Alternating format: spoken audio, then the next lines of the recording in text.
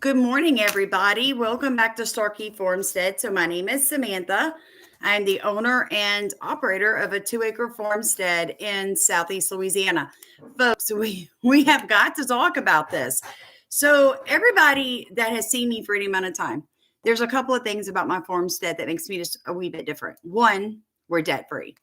Two, we're small acreage with small livestock and a quarter acre, no-till, organic, sustainably ran market garden on that 2 acres. Okay. So I make all my own soil amendments, make all my own pest deterrents. I do everything without heavy machinery. It's all just, sweat equity is what they like to call that.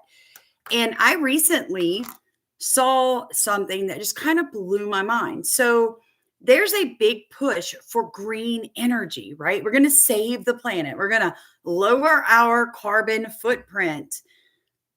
And I've told you guys how I feel about that. I feel like it's just another way for a new group of oil barons, but you could just call them renewable energy barons to make their billions off the American people and the world as a whole.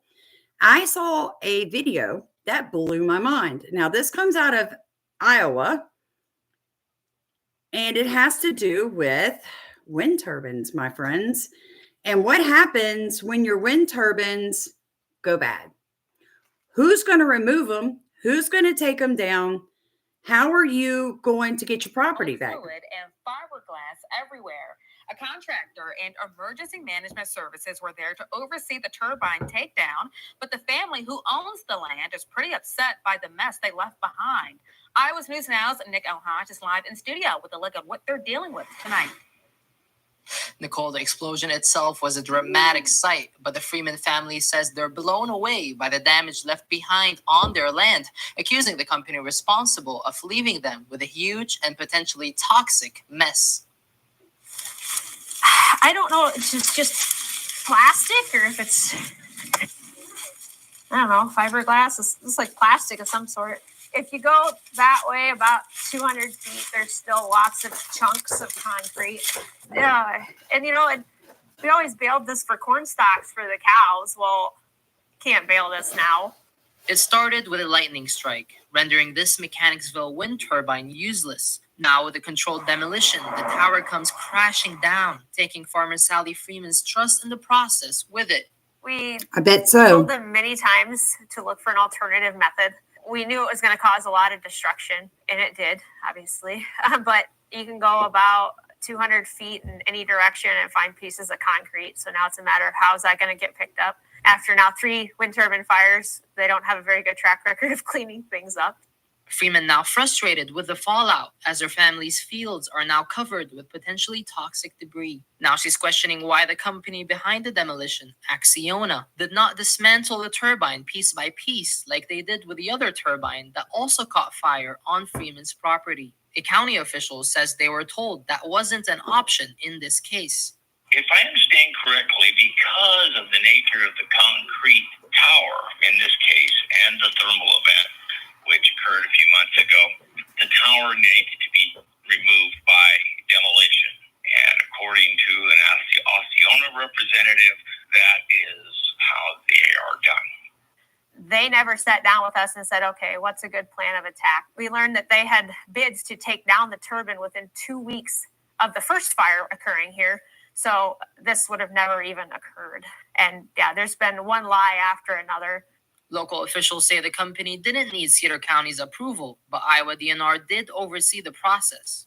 To my knowledge, there is no remnants of explosive materials there. The Iowa Department of Natural Resources, Field Office Number 6, were on site and had done an inspection. There was very little hydraulic fluid or oil left in, although the inspection is still ongoing.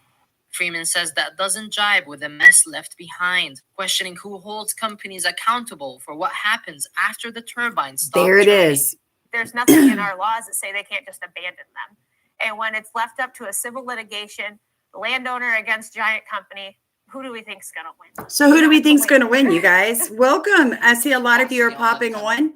Please hit the like button, drop a comment, tell me where you're watching from. Hey, JD, how are you? And I agree. It is disgusting.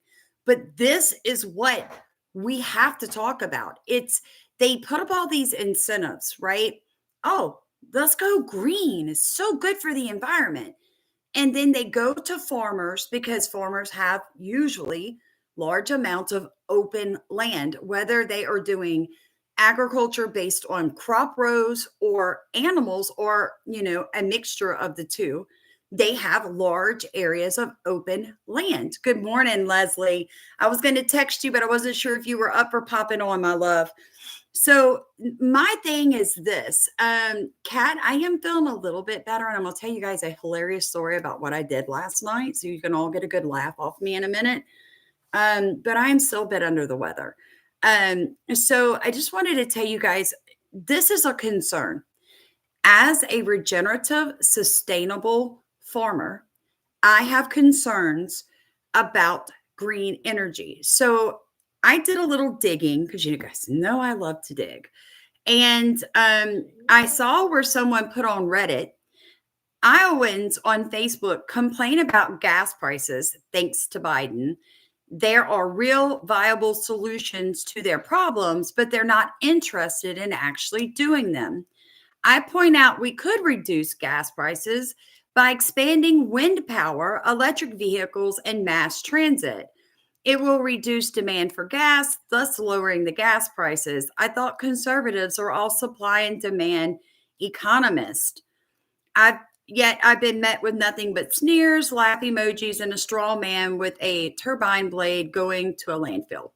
So let me make this one point about this comment. First, gas prices are not set for supply and demand. That's not how gas prices work. I mean, I wish, but it's not so, my friends.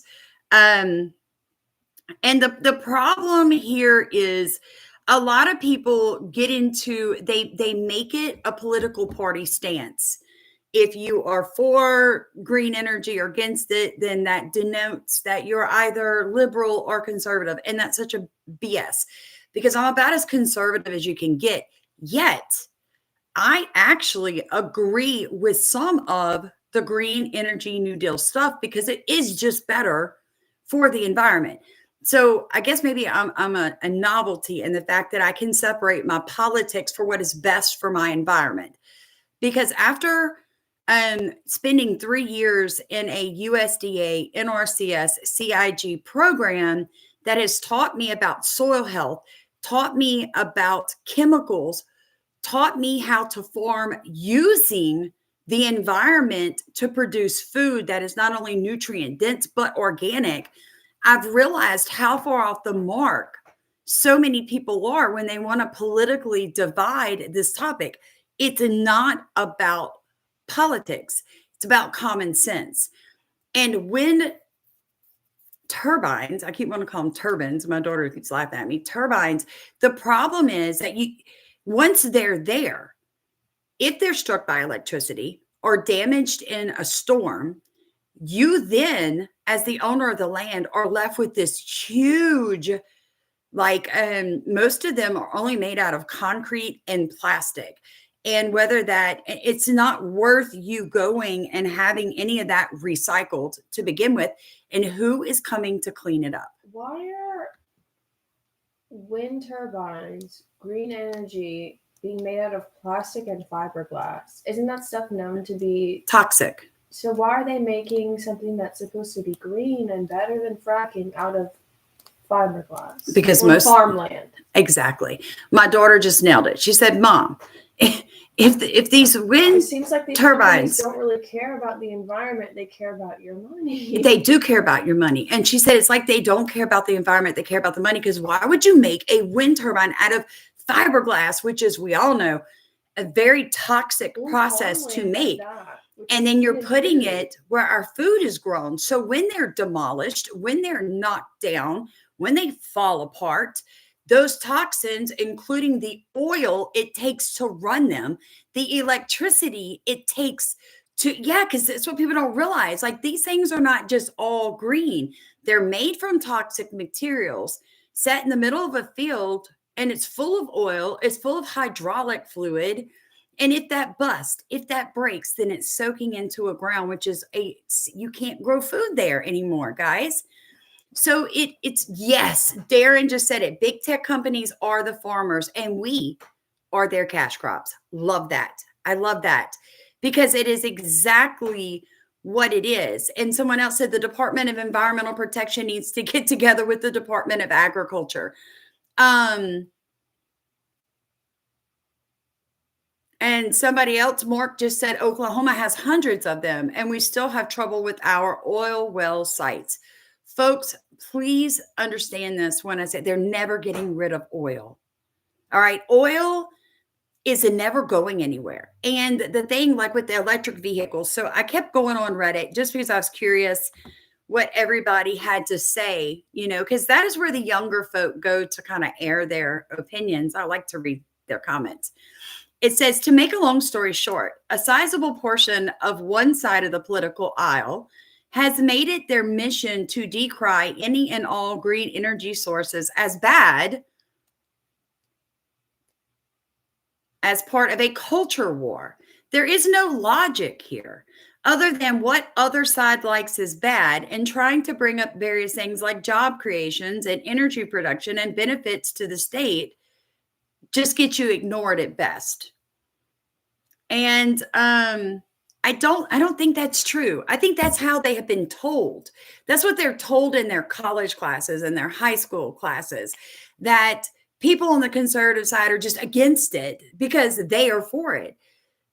I would like to see energy prices go down. I just think it's a human right for everyone to have electricity and heat and cool when it's 117 degrees in Louisiana in the summer. When we lose our power due to a hurricane, it is horrific, you guys. I mean, like, it's deadly. It's so hot here. And so I cannot wrap my mind around people who are promoting electric vehicles. Just the concept of electric vehicle means you have to charge it. So where are you charging it from? Diesel, gas, electricity. Like, it's mind-blowing. You're telling me that I need to be driving around in an electric vehicle because it's better for the environment. Not just that. Yeah. But if you Come over here so they can see you while you're talking. Not just that, but if you're trying to drive cross country, so say you're in California where they have all of these charging ports, and California does get a lot of their energy renewably. So you could be charging it with windmills or whatever and not just oil and gas.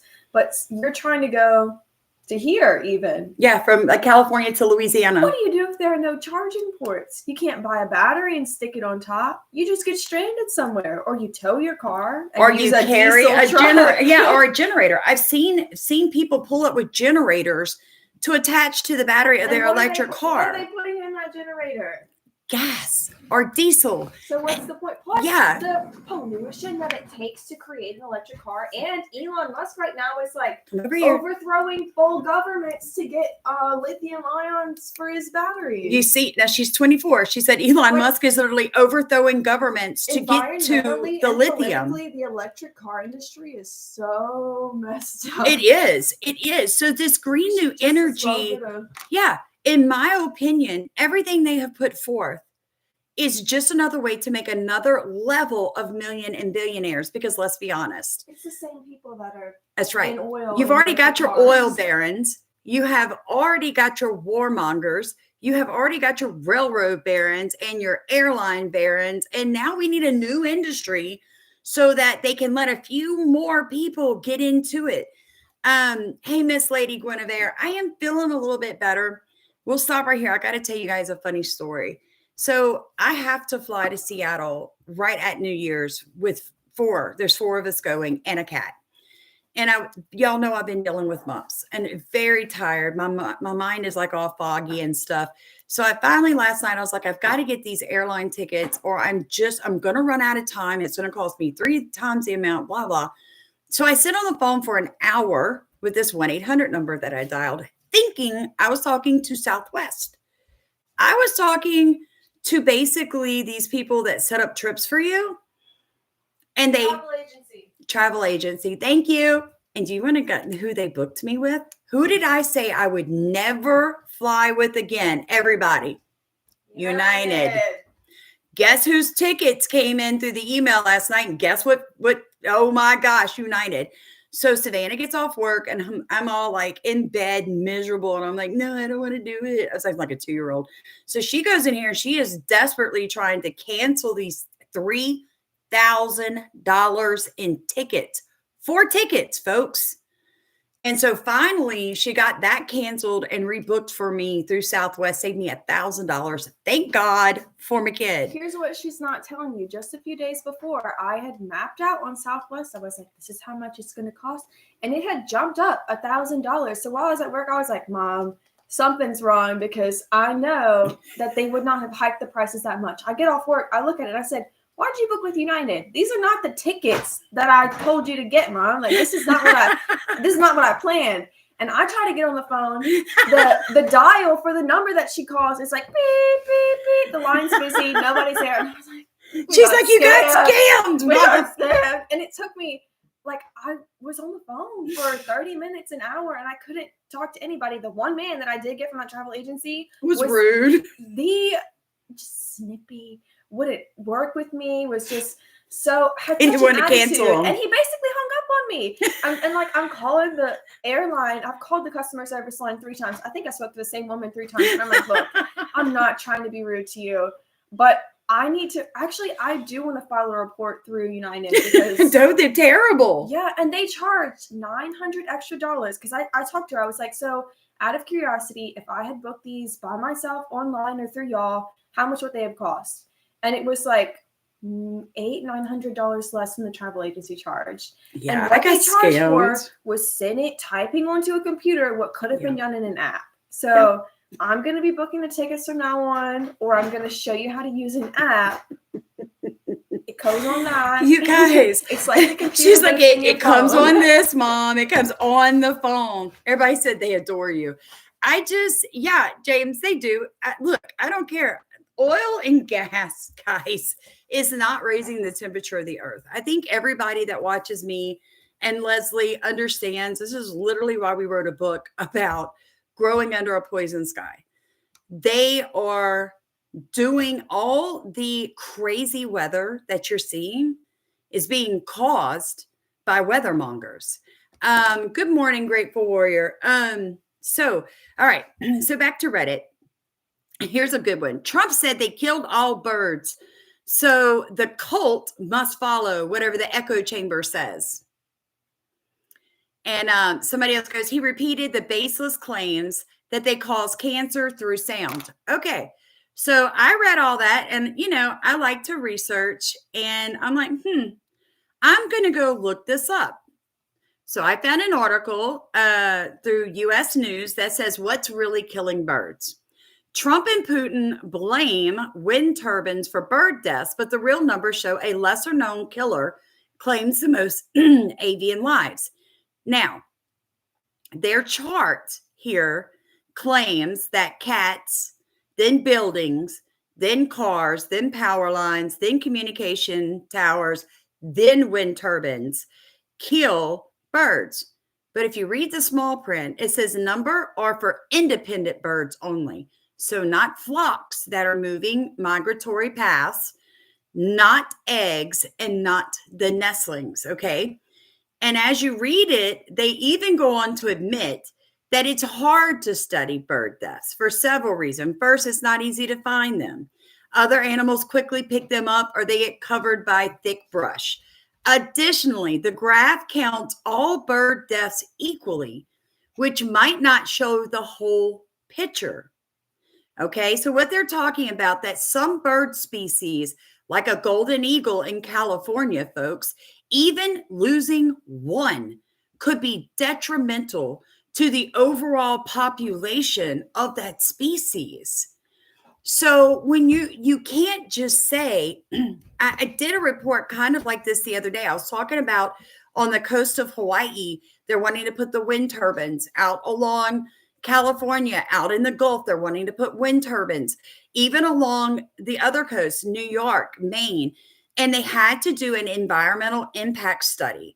And what they realized was that, if we put, this wind turbine in the ocean here, we're only going to lose 6 whales at, overall. But what they're not telling you is that some of those well species pods, there's only 80 of that species left in the world. So if you kill 6, you just did a tremendous dent in their ability to repopulate.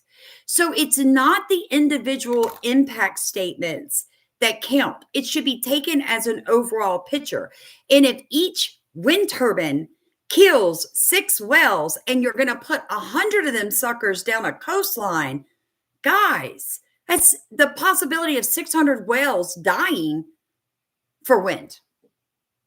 It just, in the end, it doesn't do any good. It's such nonsense. And then to make it all better, you guys are going to love this. I found an article from PBS, Public Broadcasting Systems, funded by the government. Can wind turbines make you sick?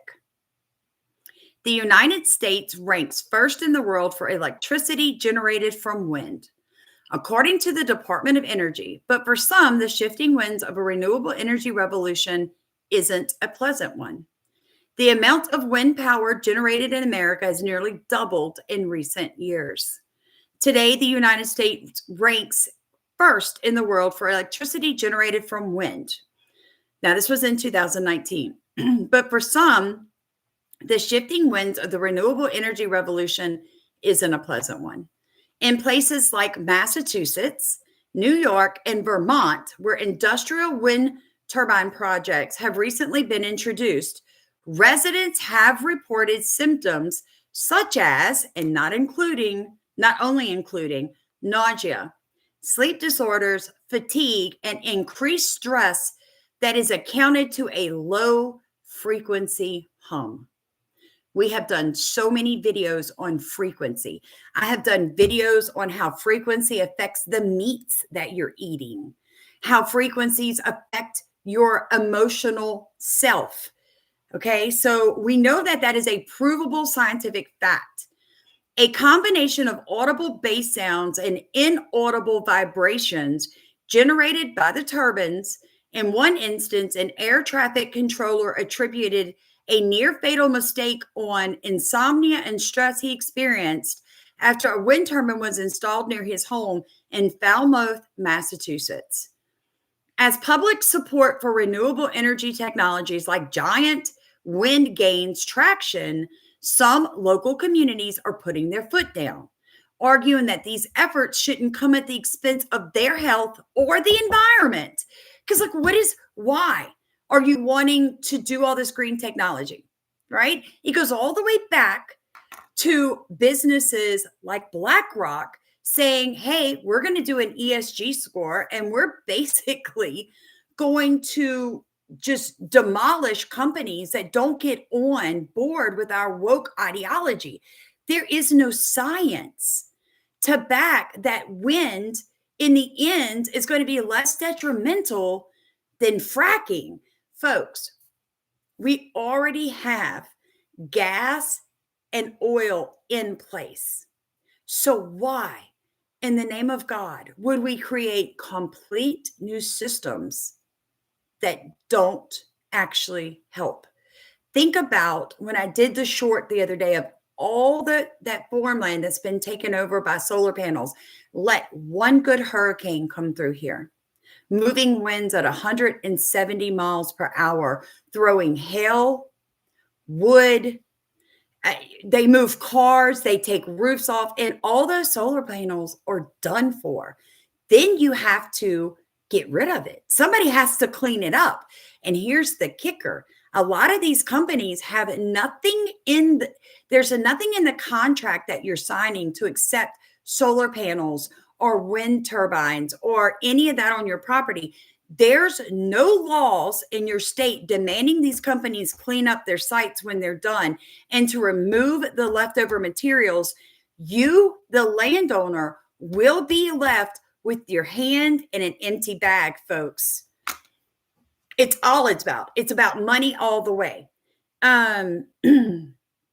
And it says here, as public support for renewable energy technologies like wind gain traction, local communities are putting their feet down, arguing that these efforts shouldn't come at the expense of their health or the environment, but whether the sound, audible or inaudible, actually impacts human health remains a deeply contested issue. Scientific consensus suggests it does.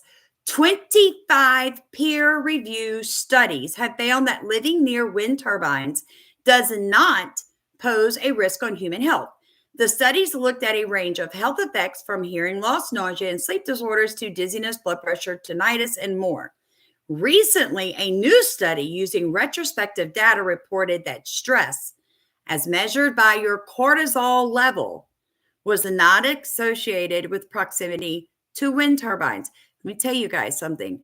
I just read and found documentation recently that said that there was a group, I think it was 6 or 8 of them, decided to make up a bunch of studies and woke studies, basically talking about gender, this and all kind of stuff.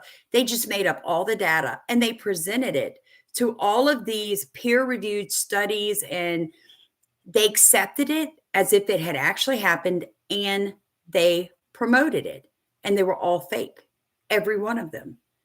And now it makes you like, scientists up until about the 60s, when you read a peer-reviewed study or you looked at data that came out of a university, it was solid. After that, the companies started to fund the scientists and the universities. So what ended up happening was, if your funding comes from a green new energy grant of, say, $5 million, and you're doing a study on whether or not wind turbines are safe, right?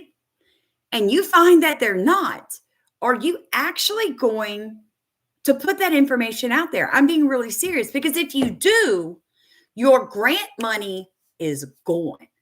So that grant money is funding you, your facility, the university you work for, and everybody else that's helping you. So it's creating jobs.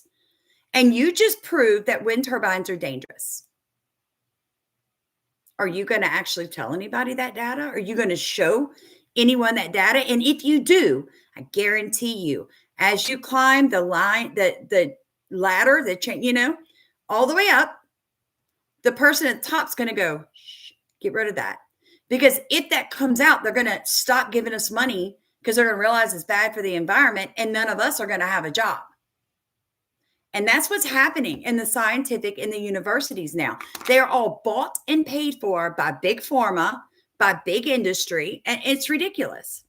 Go look up what grants are available right now. Almost every single grant out there has to do with green energy, the Green New Deal, sustainability. So if you want grant money from the government for your university or your nonprofit, you have to play by their rules or you don't get the money. They're not giving you money to prove that green energy doesn't work.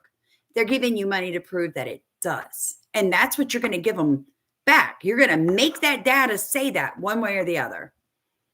I agree. Leslie said truth is getting harder and harder to find. Miss Morty Strong said all of us must get off government drugs. I think big screen TVs are a big problem in houses because you can feel frequencies from the screens. I agree. I've got one. And when it comes on, I can feel it. I absolutely can. It says here, it's not that we don't believe that people aren't feeling well or aren't sleeping well, says one of the study's co-authors. It's just that we don't know how is it related to the absence or the presence of a wind turbine. You might not have been sleeping well before we put the big wind turbine there. The study used publicly available data from a 2013 public health survey commissioned by the Canadian government called the Community Noise and Health Survey, which is the only large-scale study on both subjective self-reported symptoms and objective cortisol levels, blood pressure, heart rate, and sleep monitoring health outcomes in relation to living near wind turbines. Both the original 2013 study and new retrospective analysis found that wind turbine noise and proximity, respectively, were not associated with adverse outcomes except annoyance. However, the results of the two studies deviated in one interesting way. The recent analysis found that the closer the respondents lived to wind turbines, the lower they ranked the quality of their life in ratings. Though because there is no baseline data for the sample, it's difficult to distinguish whether respondents were dissatisfied before the wind turbines were installed.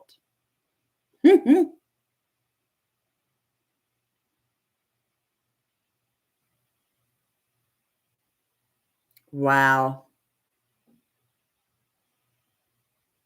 And then the guy that actually wrote this, for those living in the shadows of the wind turbines, there's little debate that the turbines have damaged their previously bucolic way of life.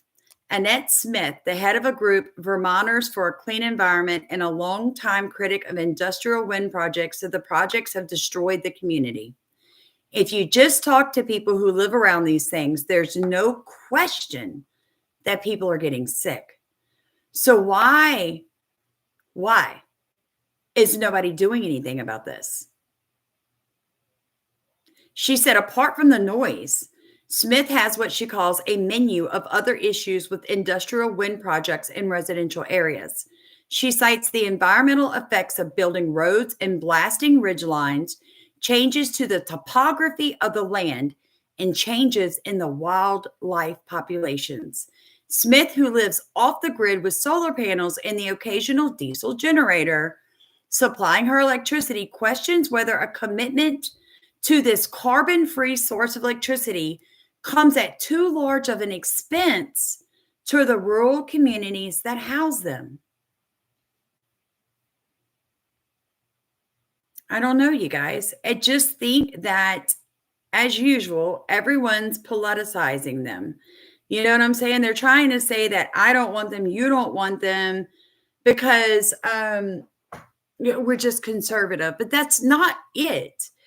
And I found one more article on here. It says wind turbines and wind farms in Iowa. Wind farms and other sources of renewable energy tend to have a positive reputation as an alternative to fossil fuels. However, because wind turbines and farms must be located in relatively rural and often low-income areas, there are disparities in terms of who benefits and who has to deal with the noise, light, and so-called visual pollution and impacts on local wildlife from these installations. Wind turbine blades and other components do not last forever, raising additional questions as what happens to the discarded parts when they're no longer usable. In many cases, these materials are not properly recycled and are instead abandoned in those local communities, which lack the funds and resources to adequately deal with them. So you want to talk about environmental racism? This is it. This is it.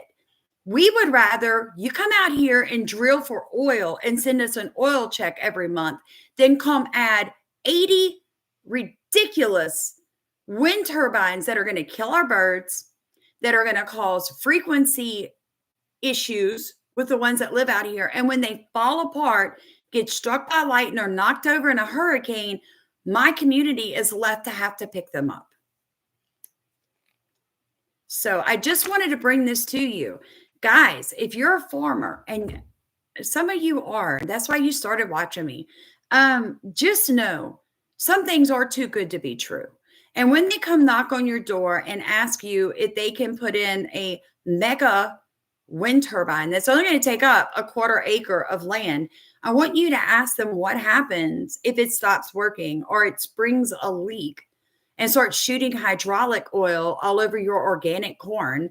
Or I want you to ask them who's coming to repair it, who is coming to remove it, and are they just going to blow it up and leave it like they did that lady? That was 10 days ago, the video I showed you. 10 days ago in Iowa, they blew up a wind turbine and left it in the middle of her corn, you guys. Corn that she was banking on using those corn husks to feed her cattle through the winter. So now she doesn't even have that. I know what people are saying, that, farmers can't afford, we're losing them left and right. Yes, we are. Let me tell you why. Because to leave land to your children, you're taxed beyond belief. Land taxes are so high, American farmers can't charge enough for an apple or a head of lettuce to make back what we're charged for the taxes on our land. If that land is agriculturally used, it shouldn't be taxed at all. There should be no land taxes for anyone that grows food or raises livestock on their land, from homesteaders to corporate farms, period. We need to make it where we love on our farmers, because we're being worn out. If you guys could just see the amount of documentation that they're expecting from people who grow food, if you understood what we were really against, you would, as you're driving down the road, whether you're in Iowa, Kansas, or Louisiana, and you look over, you see those beautiful cows, say a prayer for that farmer. And the next time you get a chance to speak to someone, tell them to love on the farmers. Camper 14 said, God works behind the scene with us without us realizing it many times. He is waking us up to see the wicked working against us. He reminded us to put everything we need to survive. And he put everything on earth that we need to survive. Trust him. And I do.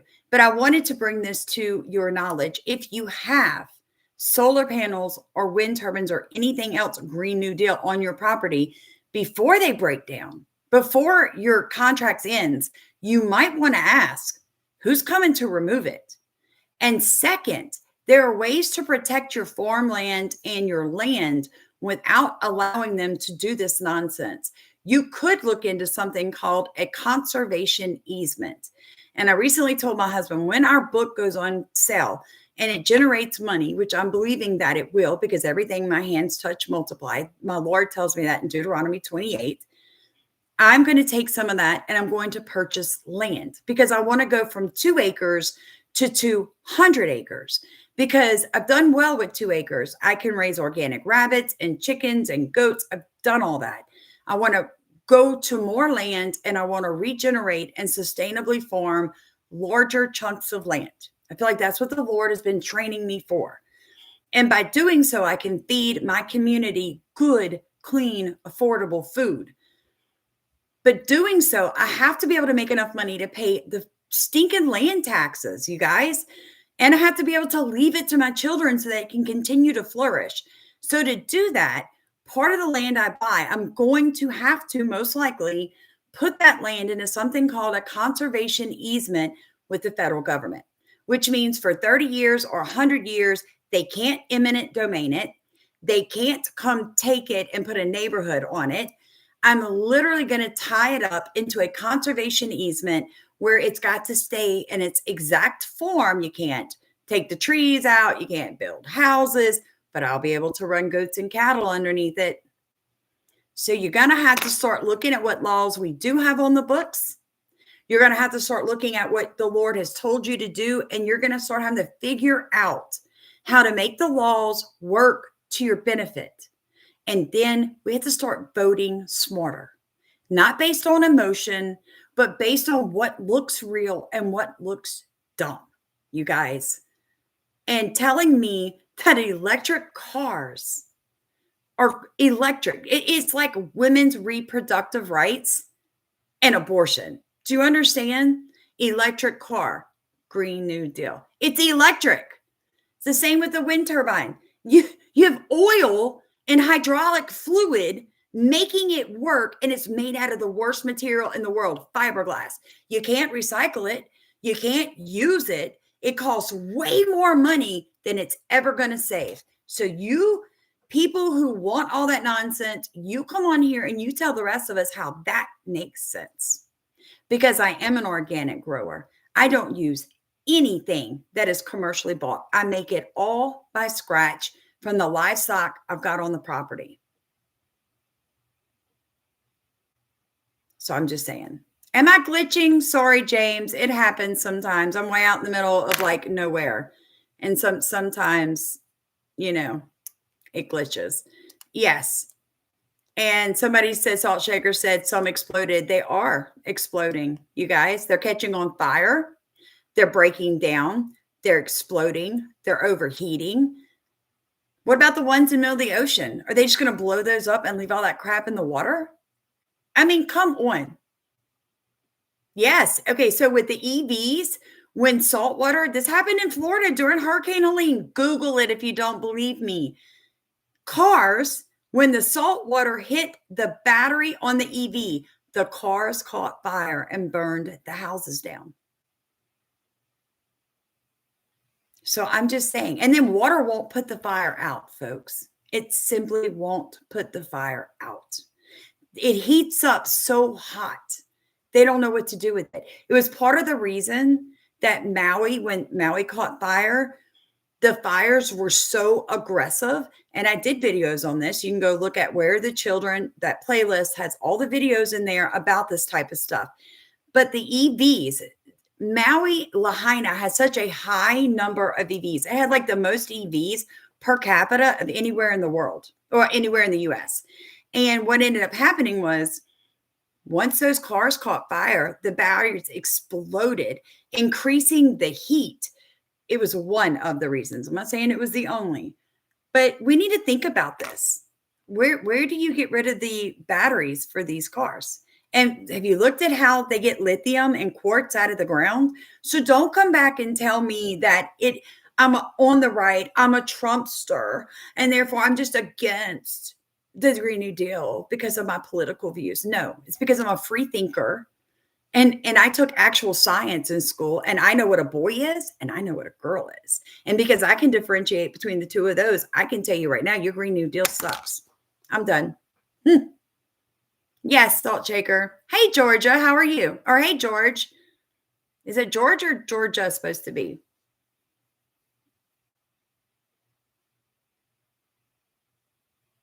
Yeah. I'm telling you guys.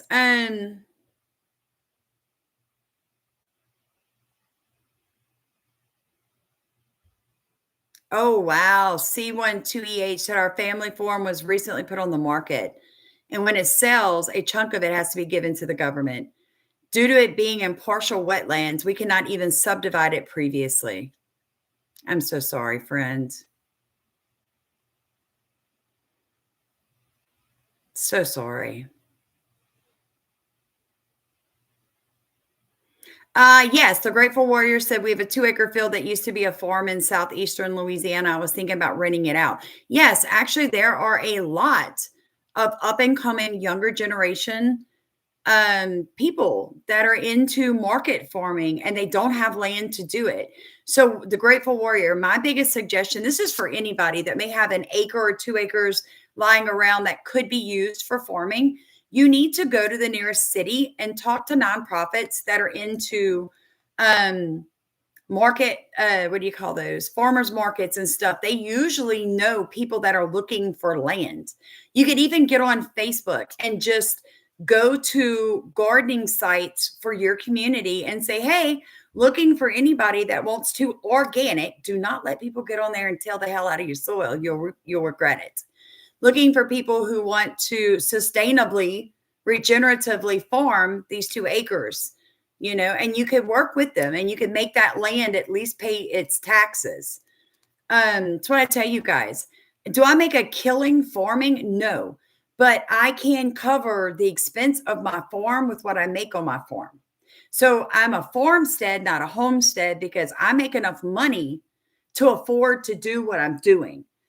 A lot of homesteaders are so far in debt, their dream explodes 5 years in because they can't keep up with the mortgage.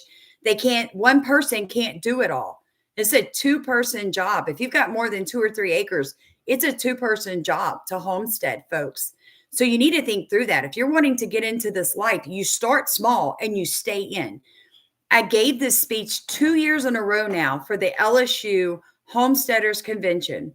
Stay small. Stay in. You don't start homesteading with 25, 30, 40 acres when you've never lived this lifestyle. I don't care if grandma and grandpa had a farm and you visited it on the summer. It's very different when it all falls down to you. You cannot buy bagged feed for every animal on your property and expect to ever make ends meet. You had better learn to grow at least 50% of the food that your livestock's going to eat. Because when I got into homesteading, a bag of rabbit feed was $15 with taxes, like $14.98. COVID happened and you're now paying $21 a bag. But guess what didn't go up? The cost of the rabbit. People still want to pay exactly what they paid me before COVID for the cost of that rabbit. So who's eating that $6 increase? I am, into my profit margin.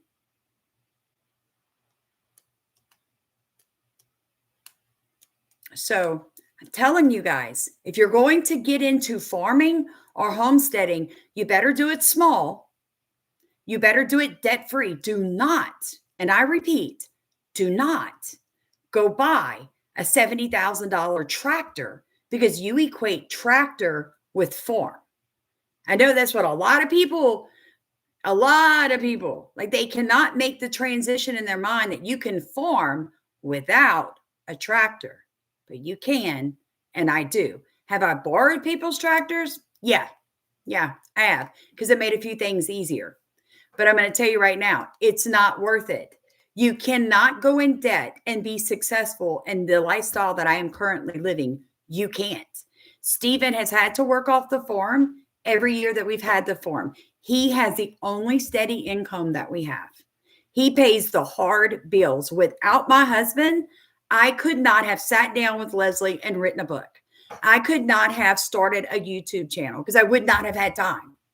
I not only would not have had time, money, the issue of needing money would have gotten in the way. I would have cut corners because all I would have cared about is I've got to make this money to cover these bills. Instead, I've been able to spend 3.5 years working on building my soil up, learning. I grew a 1/4 acre market garden. It's very hard to work a 1/4 acre market garden by yourself, folks. It's almost darn impossible. It's exhausting because in Louisiana, we have an 8-month grow season. I can start growing food in March and grow it to the first hard frost in December. Yeah. So it means I'm working 8 straight months in the field, picking and cleaning, and then I have to harvest it. It's not just harvesting it. When you've got a 1/4 acre market garden, it's a lot of food. It's thousands of pounds of food. I have to move that food. I have to store it. I have to clean it.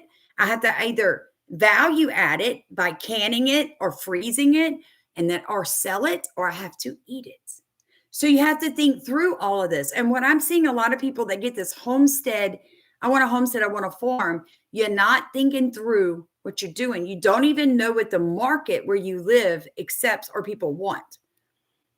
So I just want you guys to take all that into mind. Yeah, I see why people in Iowa will be like, yeah, put a windmill there. You know, it's going to bring in $10,000 over 4 years. It's going to help me with my bottom line. But in the end, is it sustainable? Is it clean? Is it going to ruin your field by compacting your soil and leaving toxins there where you can't grow food now? Because remember, the federal government is now coming around looking for forever chemicals. Speaking of which, I did hear that North Carolina soil and water is like super bad. Arsenic, cadmium. Guys, the book Leslie and I wrote, all I can tell you is as soon as that's available, everybody needs a copy of that. Growing Under a Poison Sky. We're going to literally break down for you how to remediate your soil, how to remediate your water, how to clean it yourself. Because first you have to identify what is in the soil and the water. And for most of us, and I made a point of this in the book, most of us have never had our soils tested for heavy metals or toxins. We don't know what's been on the soil before we bought it. So that makes a big difference when you're putting food in the ground or even letting your children run on that ground barefooted, how you're going to feel. So that book is going to be super important to help people in Hawaii and North Carolina, Louisiana, after we're dealing with all these storms, California, get our soils back healthy. Because let me tell you something, healthy soils grow healthy food. Healthy food makes healthy people. It's all connected. It's all connected. And you can't. Look, there's nobody in the world that is a bigger Green New Deal than me. Make sure they're not bleeding. I can feel the cuts in my face, but make sure my eyes are okay. What happened? The chicken coop, we need to get that fixed. I was bent down like this. Okay, The guys, way I've got to Liam's go. She's saying- got a pretty bad cut on her face. Love you guys. I'll talk to y'all later. And it stabbed me in the eyes. Yeah.